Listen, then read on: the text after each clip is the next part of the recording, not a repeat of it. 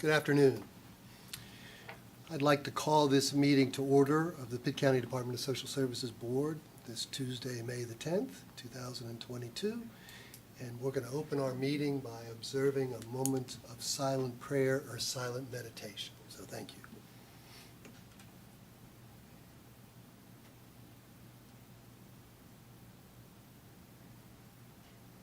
Okay. So Susan, in terms of the agenda, public comments? Mr. Chairman, Yes, ma'am. make a motion that we accept the agenda as distributed. Could I have a second, please? Second. Thank you. All those in favor? Aye. Minutes. Need a motion to approve unless there's some additions or revisions. Motion to approve. Thank you. Second. Thank you. All those in favor, say aye. Aye. Aye. Okay, so moving on our agenda here, we have an item, recognition of new hires and employee of the month. So I'm going to turn it over to Dr. Frazier here to recognize our new hires. I want to, Yeah, the new hires are not here, they are in training okay? right now, but we will recognize them Sure. for the record. We have Tanisha Alford, Robert Johnson Jr., Mary Taylor, Janelle Wilson. They are not here today. Well, we look forward, I welcome them, and we look forward for maybe them attending our next meeting, Yeah. and so we can give them a personal And for welcome. Employee of the Month, Yes? Ms. Chandra Milborn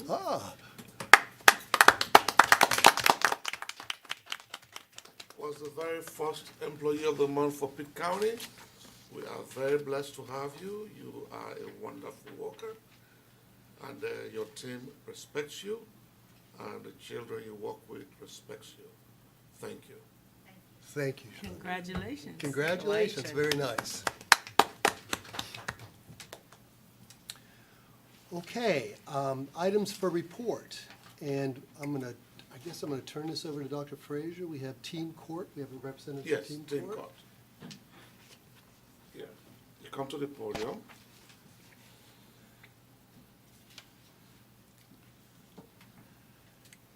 Thank you for coming. Thank you for having me. I didn't expect this type of meeting. No pressure, no pressure. So, Teen Court. Teen Court is a diversion program that the Mediation Center of Eastern Carolina, we host that program and manage that program. It's for youths ages 10 through 18. With light offenses, misdemeanors, things like that, fighting, vaping, stealing, marijuana. We have had kids have marijuana usage and things like that, and any kind of cyberbullying or anything like that. You can refer into our program, social services, court services, SROs at the schools, Greenville Police Department. Our program is designed to keep the children out of the system. If you have a fight in school and things like that, the last thing that you might want to do is send them to court, and then they wouldn't be able to apply for college, things like that. It might deter them from getting a job because they have a background. So we're basically their second chance up front. So you refer to our program, we give them life skills classes. We do anger management, and we also do juvenile mediation services. So we do all of those services within the program, and they also do community service. We've partnered with Mr. Beast for their food distribution site. I just took a tour today, and we'll be sending some kids on Saturday to help them with community food distribution, but that's going to be a part of their community service, and it's very important because they need to give back, and they need to see what other people are doing and have that volunteer experience. Also, some of the guys that work over there have said that they would not mind being a mentor. One of them has experience with the Teen Court program, and I told him that would be great for him to tell his experience to some of the kids that come. So that's just one of the sites that we use for community service. We also have them clean up parks, We had them clean up the community around our office, the apartment building. So they went around, they picked up the trash, things like that. It's very important that they learn, but also give them some community service that they're going to say, I promise I'm not going to get in trouble because I don't want to come back and have to do this. But it would be nice if they do come back to volunteer and just do things because they want to. We have court every other Tuesday. It's pretty busy right now, so we're going to have back-to-back court dates. You guys are invited to come. It's an open forum. It's open to the public. We have court the 17th of May and May 24th. Those are going to be jam-packed days because we'll have 6 defendants, so we'll be operating in 2 courtrooms that night, and we begin at 6 p.m. Show up at 5:30 if you would like to come join us or just kind of see what we do. We also do things for the volunteers. So we give the volunteers different type of trainings. We have local attorneys that come and do attorney training for our volunteers so that they can learn how to be a prosecuting attorney and a defense attorney. We have local area judges that come and preside over our proceedings on those Tuesday evenings. We also have clerks and bailiffs that are also teens. And our defendants also have to do a certain amount of hours as a juror. So they can learn the process of the legal system, and then they become a part of the jury of their peers. So they can kind of see it from a different end of it. Am I missing anything? We also do mock trials, so we compete with our teen court volunteers. Some of them are also on the mock trial teams in the high schools. So if you know anybody that's interested in volunteering, we have our volunteers applications open all year round. So we do take volunteers all year round. We do things during the summer as well. We also try to give them resume and resume building skills and also interview skills. Those are just some of the things that we do. Does anybody have any questions? Of course. Where are your life skills taught?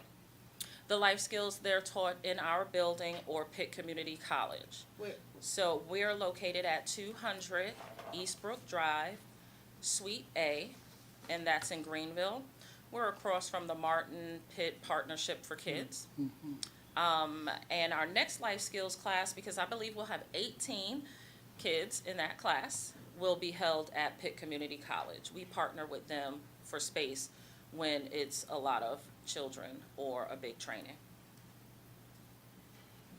And how long are the youth in your program? They're in our program approximately 120 days. It should not take longer than that for them to complete life skills, anger management, juvenile mediation services, as well as community service. And the age is 8 to From 18? 10, not 8. 8 is a little bit young to truly understand or have this work for them. So it's from 10 to 18. 10. And are referrals made directly to teen court, or do you make referrals to the mediation center? Well, teen court is the mediation center, so you would. Okay, so it's one and the same. One and the same. Okay. Yes. Do Thank you you. track these teams?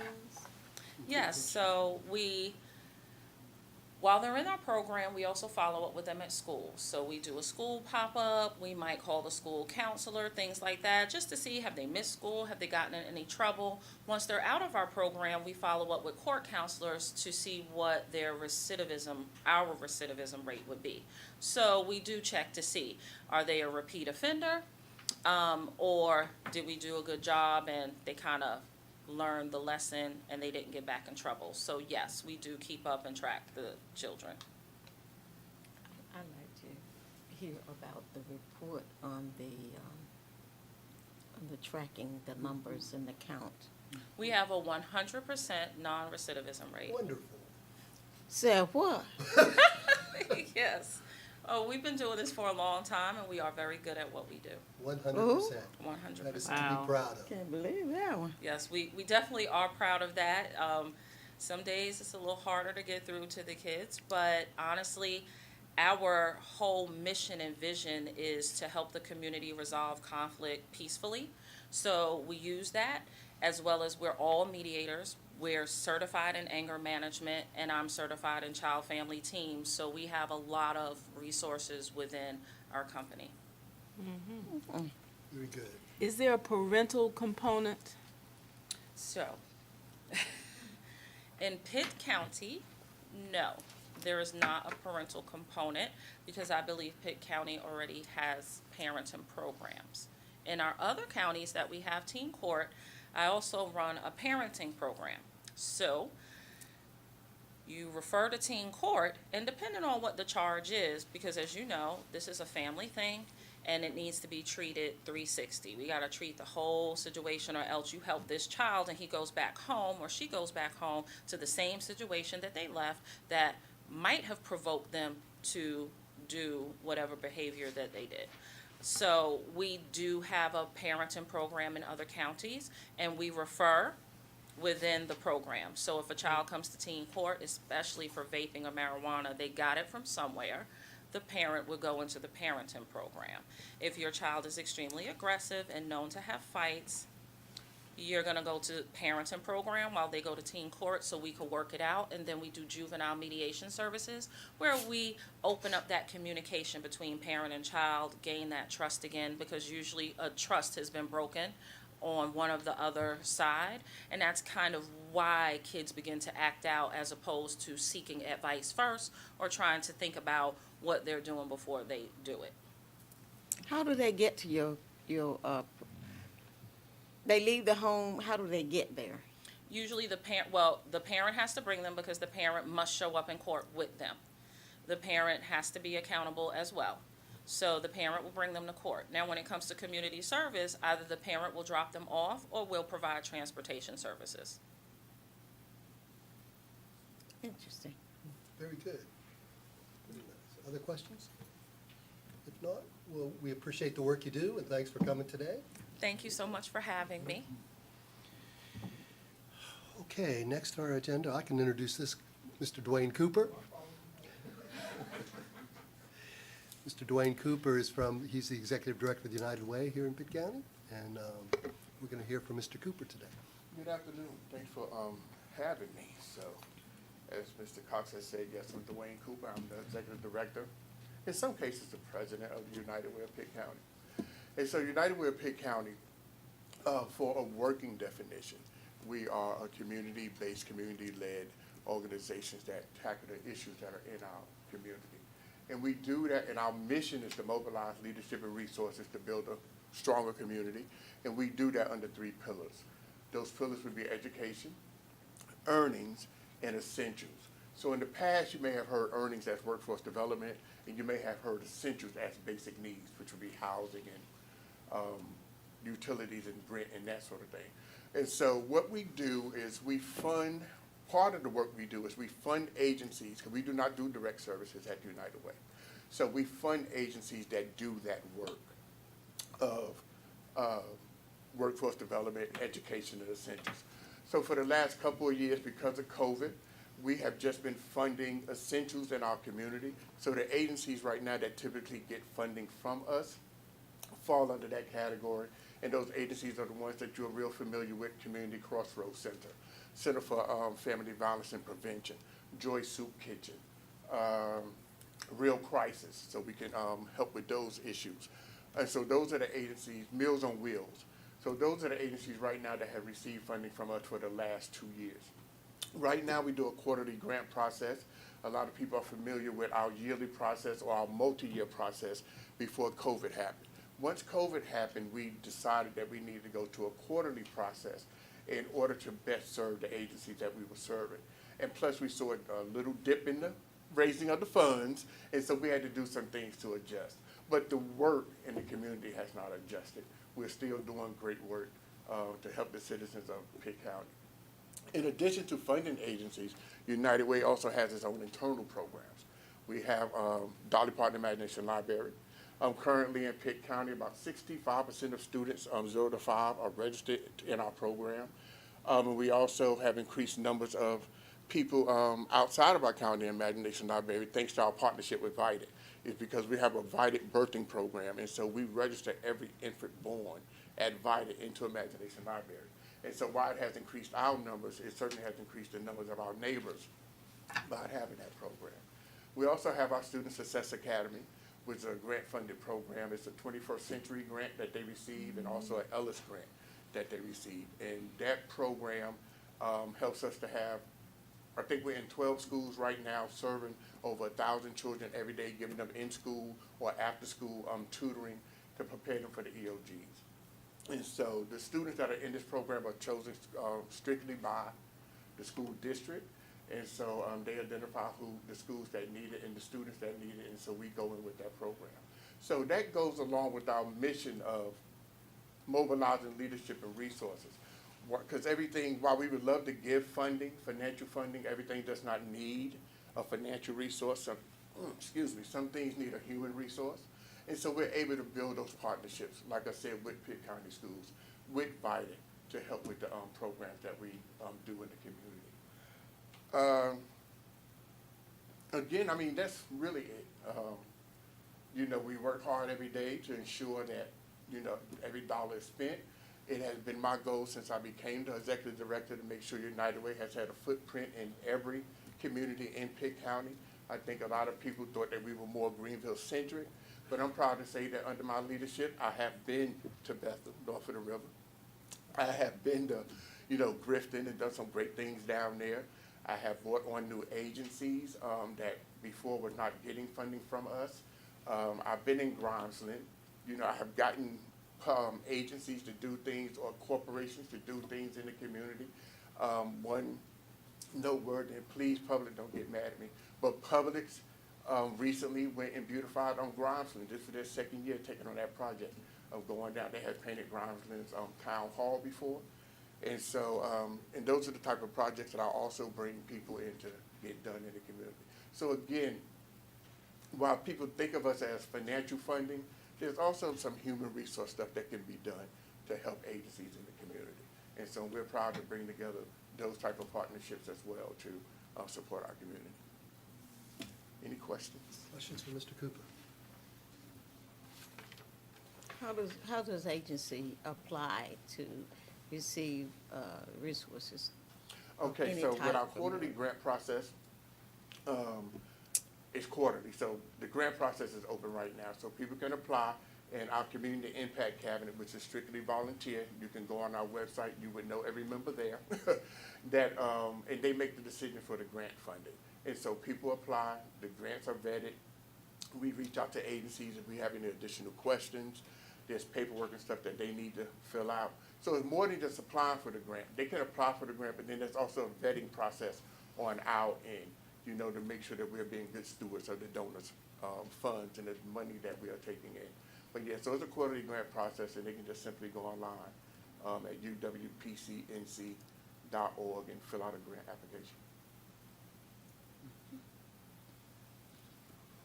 Well, thank you, Mr. Cooper. Thank you. Appreciate everything that you do. Appreciate you for having me. Appreciate it. Okay, next up is Mr. Brian Averett, and he's going to talk about our LEAP and Good afternoon. I'll start with the Low-Income Household Water Assistance Program. As of April 30th, we had approved benefits of $194,461, and we had funds remaining $196,915. Through April 30th, 429 households were assisted through the Low-Income Household Water Assistance Program. This is still an ongoing program as long as we have funds, so applications are still being accepted for that program. The Low-Income Energy Assistance Program, the application period ended March 31st, and now we are in the process of preparing for supplements for households that received an initial LEAP benefit. The Department of Health and Human Services is using the remaining funds for LEAP recipients statewide to issue a one-time flat rate supplement. And in order to fund the supplement, Pitt County received an additional allocation of $325,594. The notices were printed at the state level last week. They are in the process of being mailed to clients. Clients will each get a notice. It will indicate their provider that the benefit is being remitted to, and the amount of the flat rate amount for the supplement is $347.58. This will be a big help to clients statewide and in Pitt County. And the reason the state was able to have such a large supplement at the end of the program this year was because of the pandemic funding that was received for the LEAP program. So this will be a significant help for heating expenses that have been incurred. And I'll be happy to answer any other questions you have about either of the programs. How does residents who did not get LEAP funding apply for the supplement?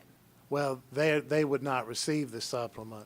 If somebody needs assistance with cooling now or electric as a result of cooling and is in need of assistance with the utility bill, we would refer them to apply for the crisis intervention program. We still have funds available in that program. And that program assists at the point that a household is going to be disconnected, the service is going to be disconnected. There would be a crisis situation. Also, the water assistance program. The water assistance program still has funds available, and that is helpful to people who are also struggling to pay their utility bills. But as far as the LEAP program, once they close the application period, the supplement goes to those who applied and qualified for it initially. The crisis situation, what days is it funded? I'm sorry. Because what days are people there to assist residents? The whole, our working hours of 8 a.m. to 5 p.m. Applications can be made at the front desk at the Human Services Center. They also may be made online at epass.nc.gov. And they can also call and inquire about an application. So for those who are able to use the internet and have access, they can apply online. They can call us about an application, or they can, if they want to come in, they can be given an application at the customer service desk. And that is an ongoing program. Is that something the staff at the front desk should know? Yes, they're Because when I familiar. went out there and asked, we couldn't get anyone on the phone, we couldn't get any person there the day that I showed up. Well, they are familiar with the program. That program is for you. Crisis intervention program is strictly for utility assistance, crisis for utility assistance. It's not for any other programs like housing or anything like that. It's federal money strictly for a utility bill. I sent a resident there as well, other than that day that I showed up. Okay, well, if you And could he share could that not with me see later, anybody. I'll be happy to look into it. Okay, thank you, I will call certainly you. will. Thank you. Thank you, Brian. Any Thank questions you. for Brian? No? Okay, thank you, Brian. Okay, looks like we're going to hear from our own Susan Boyd here. Shelter and disaster preparation. One of my additional duties is, As a sign? as a sign, is assisting with shelter assignments and getting prepared. So that's how I get to come before you today. So North Carolina General Statute 166A requires all Department of Health and Human Services agencies to handle disaster emergencies, whether it's flooding, snow, hurricane. If they say that there's an emergency, we have to respond. We work in conjunction with the state to open what's called a special needs shelter, which is for those individuals whose physical, emotional, cognitive, and/or medical conditions are such that they, even with help from families or friends, would not be able to minimally meet their basic needs during a 48-hour emergency period. Somebody that has an oxygen tank, somebody in a wheelchair, assigned to a medical bed. Those are the ones that those are examples, or some of the ones for the special medical needs shelter. And that is handled by Cynthia Ross and her adult services staff. The county's emergency management director, we work with them and his team. The emergency medical director is the one who makes the final decision on whether or not to open the shelters. We also work in conjunction with public health to help man these shelters. And the American Red Cross works with us. They provide the shelties, which has the food, the cots, and the forms needed for those that are coming to stay at an emergency shelter. When we are activated, there are 5 primary shelters: Hope Middle School, Aiden Middle School, Farmville Middle School, C.M. Epps Middle School, and Welcome Middle School. If it's a large enough disaster or emergency and we have to have additional sheltering spaces, they will go to one of the local high schools depending on which ones are needed. The DSS management team will work with the emergency management team in the Emergency Operations Center Command, which is downstairs in the basement, to help manage the shelters and interact with the American Red Cross. The agency requires all staff to complete the American Red Cross Shelter Fundamentals Training, and we have Red Cross Shelter Manager training every 1 to 2 years, and shelter training for all staff every 3 to 4 years. So once the director decides to open up a shelter, he will notify Red Cross, Public Health Director, and our director. Our director will notify the management team so that we can put the staff on alert. One of the things that I do is I assign staff to all the different shelters, and then once they decide how many shifts are needed, how many days do we have to have it manned, exactly which shelters are we opening, because we may have just 2 shelters open versus all 5. It varies from situation to situation. So once all of that is decided, then I go through and I start assigning who gets to work those particular shifts at that shelter. Once the assignments are finalized, it's sent out to the agency so the staff can begin to prepare for and report to the shelters. The shelter staff are provided with walkie-talkies, cell phones, and a laptop in order to communicate with those working in the EOC. We do use an application that is online called Code Red to communicate with staff once the shelters are activated. I can actually use that to send out messages saying, okay, we're adding another shelter shift. We need you to respond at such and such time, at such and such location, or the disaster didn't last as long, we need to shut down and we're not going to have that last shift. I can do that with this application. The director and or designee will maintain central command in the EOC with emergency management, public health, and public information office until everything has been shut down.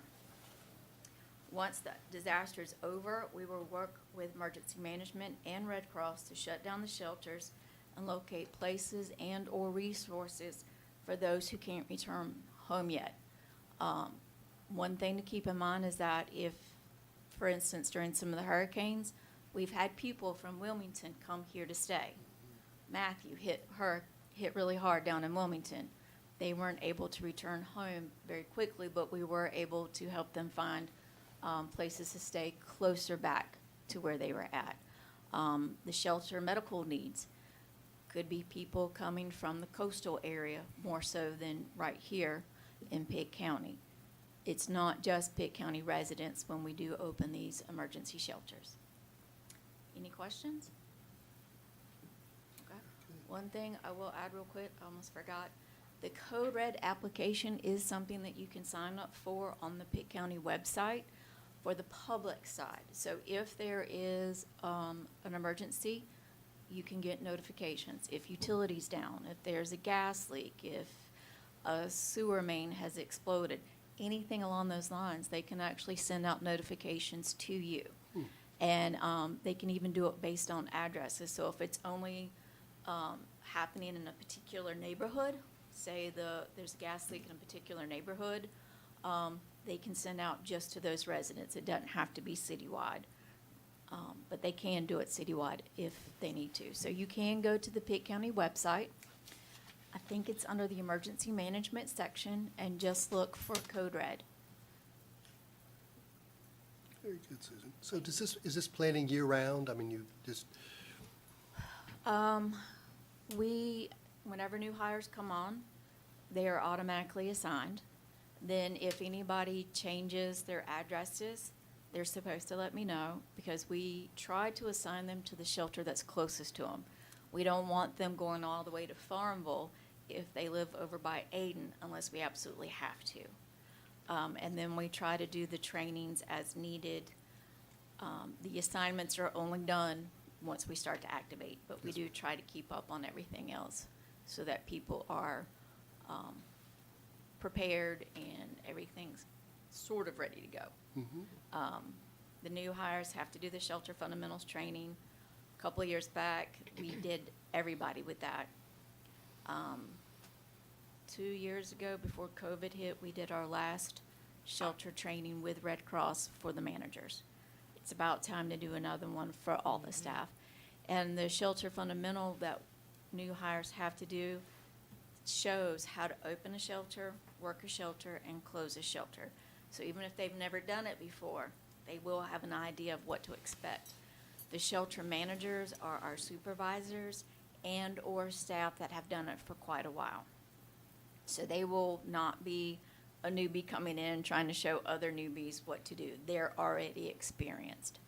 thank you. You're Yeah, welcome. It's important information. Thank you. Okay, Dr. Frazier was going to talk to us about the 4-day work week pilot. Let me go to the podium.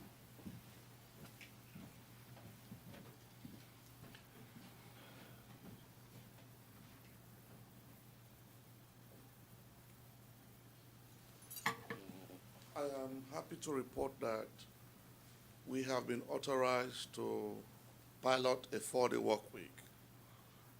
I have designed it such that we can pilot this across the river with Brian's unit and Sonia's unit. We are right now working on the 5 modalities in terms of policy, how to take off, what benefits do I get if I call out, those frequently asked questions. Those will be passed on to Florida tomorrow, and next week the pilot will start. We have data set points we are going to collect. Once those are collected, I will break it down and I will report to the board if it was successful or not. If it was, then we can see how we can tweak that to tailor in APS and CPS, how that will be globalized for the agency. If you have any questions, I will answer those. Is it certain, I want to say department or units or programs that's in the pilot?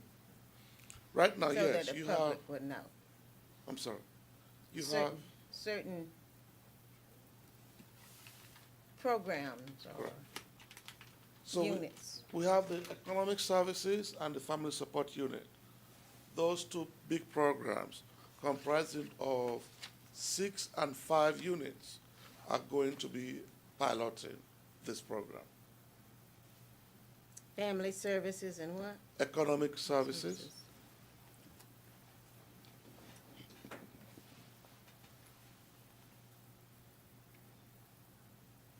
Thank you.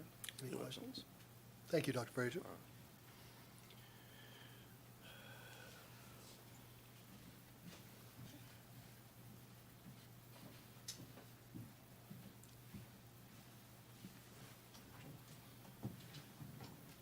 Okay, moving forward here, we're going to hear again from Dr. Frazier here with his interim director's report.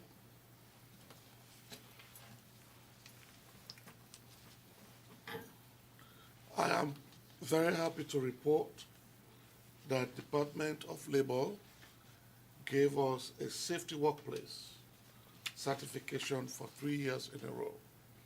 I received that on behalf of the agency last week. So that is a testament that DSS has been working and people are noticing what we do. We are happy also to report that the Medicaid processing, we made it again this month. And this time we increased it by 1%. So thank you, Brian, for your hard work, and please let the staff know that the board recognizes their work, and it is very, very appreciated.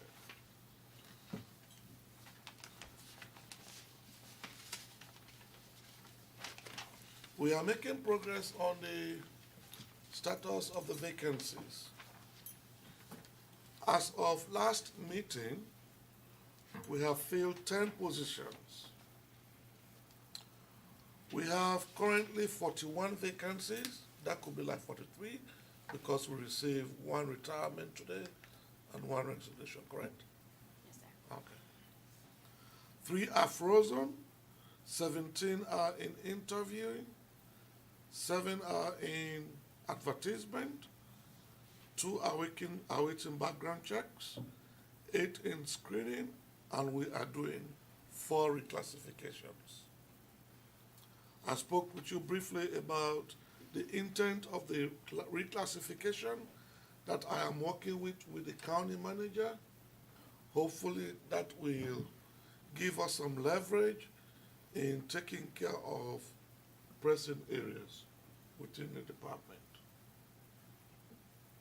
If you have any specific questions, I will answer those. Dr. Frazier, the job fair that you had, Oh, so talk about the outcomes of the job fair. and the winner was Brian's unit. Brian was the biggest winner for that job fair. Everybody wanted to see Brian. So tell us briefly, Brian, how many people actually came with resumes, and did we hire anybody from that group? We had approximately 20 people that were interested in the income maintenance positions. We've not hired any yet, but we are in the process of interviewing some in that group. So we've started the interviewing process. All right. Thank you. And Dr. Frazier, would you speak just a little bit more about the reclassification? So reclassification is a new concept that we are looking at together with the county manager. We are hopeful that this process is going to be a little painless for position that has been vacant at least for 6 months and over. Some positions we have been vacant for nearly 12 months, 14 months. And if they are dormant, we want to reclassify them so that they can be utilized for other departments that are needing staffing. For example, there is a need for a CQI unit. Currently, we do What's not CQI? continuous quality improvement.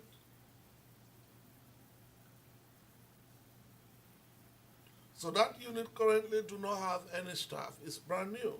It was advised by the state for us to have this unit based on a couple of reviews that they have had with us. And I think the CQI will be a first level police officer for our own data and for our own work, so that we can police ourselves. So that unit will be manned by some of the staff that are going to be reclassified. Then the county manager has promised that down the line these positions will be replenished based on their numbers. So Susan will be tracking those numbers that we are reclassifying. So maybe after 6 months or 1 year, we'll go back to the county manager for these very positions to be replenished.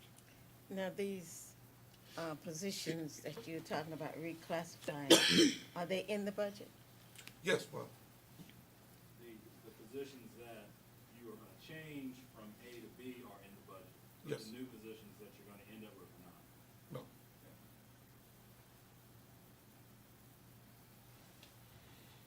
So say that again, Brian. I didn't quite understand that. Well, you have to take an existing position and Correct. reclassify it. Correct. So yes, the existing positions are in the budget, they're part of headcount, Sure. and we wanna make sure that it's budget neutral. Correct. So obviously, you can't take a lower position and reclassify it to a higher position, but we met with Dr. Frazier and his staff and decided that instead of adding the headcount and adding to the number of vacancies, if you have a difficult position to fill, maybe we should reclassify it to attack some of your immediate needs. And I think the CQI team was a Correct. state recommendation based on some current issues. So we were gonna look at some positions to reclassify to help move that forward. And then if we get to a point where we are back field, then we would revisit the positions that Yes, were sir. reclassified, because obviously there was a need for the positions at one point in time, or they wouldn't be in part of headcount. Correct.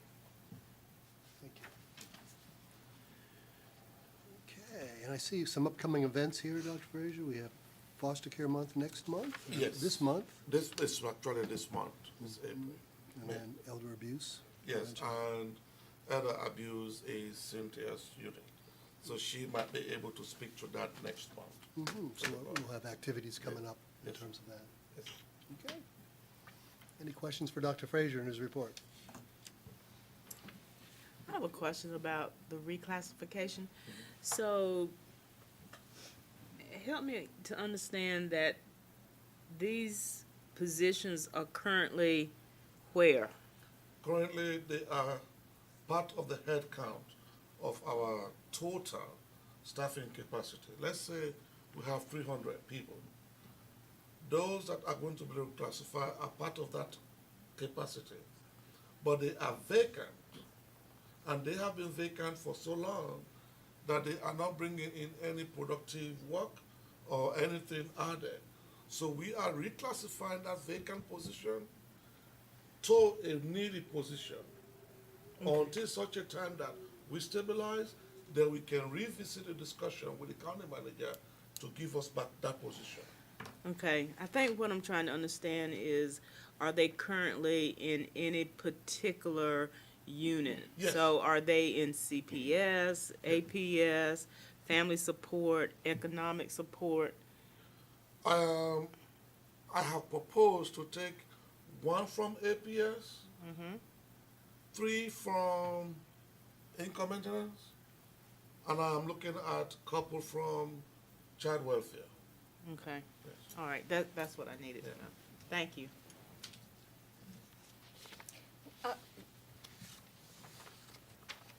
Why are these vacant?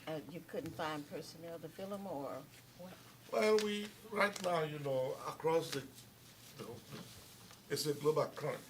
We don't have people to hire who are qualified to do the work. Some positions we have advertised 3-4 times, and we get nobody. Sometimes we get the same people whom we are not qualified in the first time, and we continue to still do the same. So they don't meet No. they do not. qualifications Correct. of the position. Correct. So since they don't have the qualification you need for the position that you're advertising, and you, over the period of time, you're gonna reclassify into some that may be better fit for the new position that the state required. Correct. They good for requiring something and don't send the money to come with it. That is a topic beyond my discussion. At this point. Well, it's true. Well, I mean, you can say that, I cannot. Okay, any additional questions for Dr. Frazier? Mr. Chairman, if I may know what I like for the motion to go into closed session after the meeting. I would- Second. All those in favor? Aye. Thank you.